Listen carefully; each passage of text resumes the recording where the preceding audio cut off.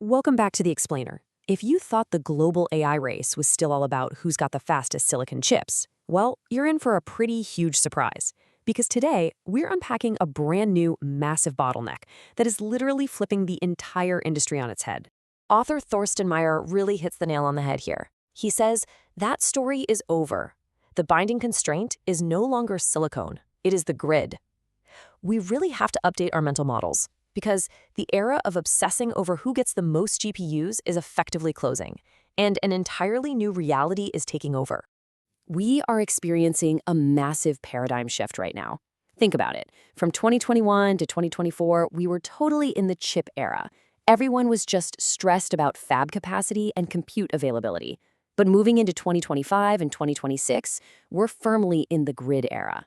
Now, everything is gated by megawatts, transmission lines, and most importantly, time to power. It's no longer about who can manufacture the chips, it's about who can actually plug them in. Let's look at anatomy of a gridlock. Okay, the sheer scale of this bottleneck is just staggering.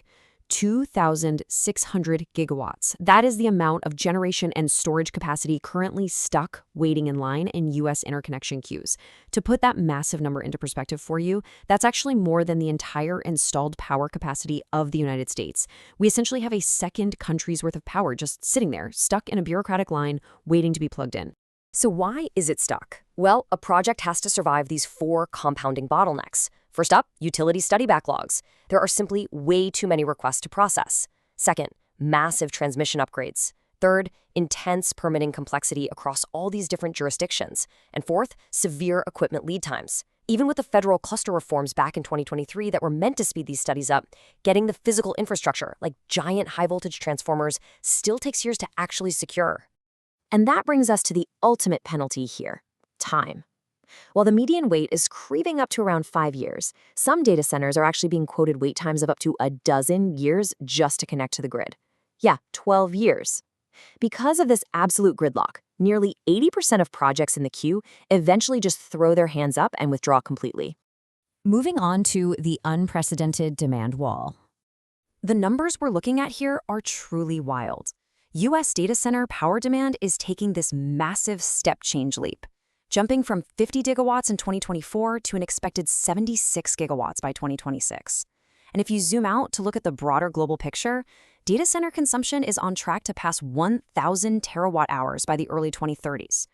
Our current grid is absolutely not built for this kind of trajectory. And look at who is eating up all this power. Hyperscale data centers, meaning the ones requiring over 100 megawatts, now make up 41% of worldwide capacity. These hyperscale campuses are becoming totally routine, drawing anywhere from 300 to 600 megawatts. Just to give you an idea, that is the equivalent consumption of a mid-sized city.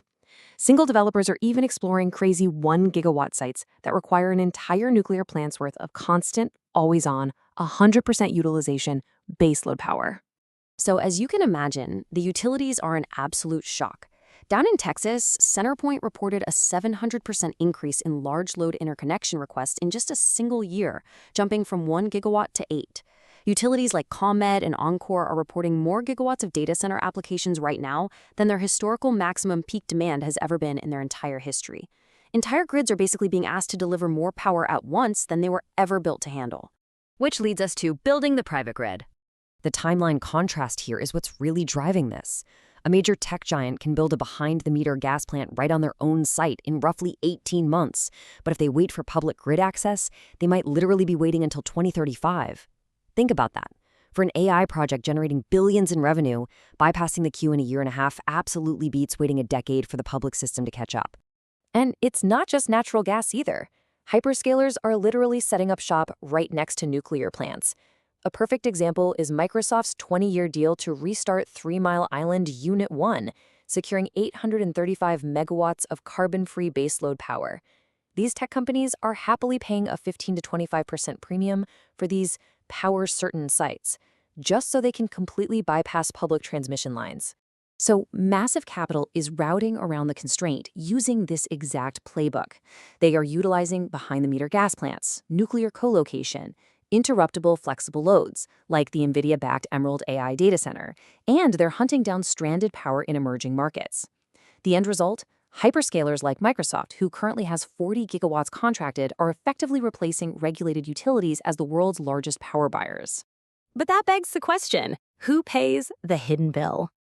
When these massive data centers inevitably lean on the public grid for backup power, the transmission and capacity upgrade costs, they get passed right down the line. This dynamic actually caused PJM's capacity auction to balloon from $2.2 billion to $14.7 billion in a single year. And down in Virginia, regular, everyday residents were forced to absorb nearly $2 billion in transmission costs for data centers they don't own and whose power they don't even consume. This is really the central equity fight of the AI boom right here: cost socialization. This happens when a private entity captures the exclusive benefit of a grid connection, but the heavy cost to upgrade transmission and capacity gets spread across all everyday ratepayers. It's essentially the privatization of power generation combined directly with the socialization of transmission costs. Now, there has been some political response. In March 2026, the White House introduced the Ratepayer Protection Pledge. But it's just a non-binding agreement asking hyperscalers to shoulder electricity generation costs. Crucially, the real regulatory battles over things like clean transition tariffs are only just beginning, and those will determine who actually ends up paying for the necessary transmission upgrades, not just the generation. Let's look at the bifurcated build out. You see, the interconnection queue doesn't actually stop the AI build out. It just splits it into two distinct classes. You have the self-powered, these incredibly well-funded hyperscalers bypassing the queue with private gas and nuclear. And then you have the grid-dependent, literally everyone else who must wait 5 to 12 years in line or simply not build at all. The ability to self-generate isn't just a perk. It has become a decisive competitive advantage. And when you zoom out to the global stage, the contrast is even starker. The US has roughly 2,300 gigawatts completely stuck in line. Meanwhile, China adds roughly 430 gigawatts of capacity in a single year. This isn't a capital issue, it's not a generation issue, and it's definitely not a chip issue anymore. It's purely a connection speed issue. And frankly, the country that solves this interconnection bottleneck is going to ultimately win the AI build-out. So as the intense politics of AI energy are quietly being decided right there on our monthly utility bills, we want to leave you with this final provocative question. Who really pays for the AI boom?